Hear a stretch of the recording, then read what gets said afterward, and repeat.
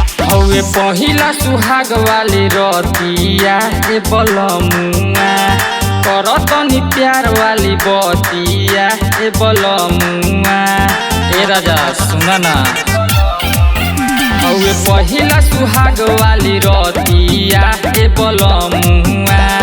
करतनी प्यार वाली बतिया ए बलमुआ ए सुना हमसे गुस्सा होके कहाँ बोल जाल हमरा ढोढ़ी में राजा जी नहाल ले बानी से दुगो खाल हमरा ढोढ़ी में राजा जी नहाल हमार चोली के से दुगो खाल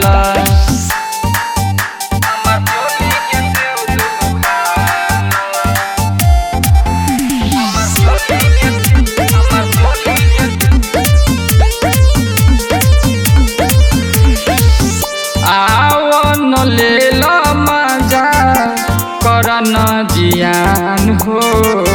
तोहरे ला जोगा के रखले बानी हम समान हो आहे राजा खाला न आवन ले लो मजा कर न जियान हो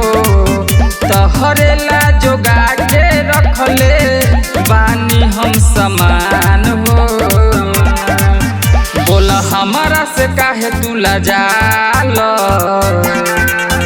आवा ढोड़ी में हमारा नहाल ले बानी से दुगो खाल आवा ढोड़ी में राजा जी नहाल हमरा चोली के से दुगो खाल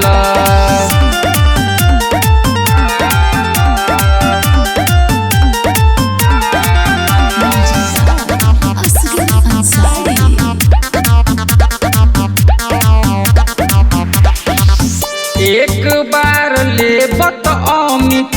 मंगब बार बार हो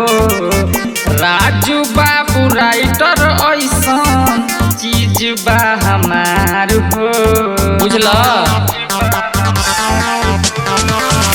एक बार ले बत अमित मंगब बार बार हो राजू बाबू राइटर ऐसन चीज बा हमार हो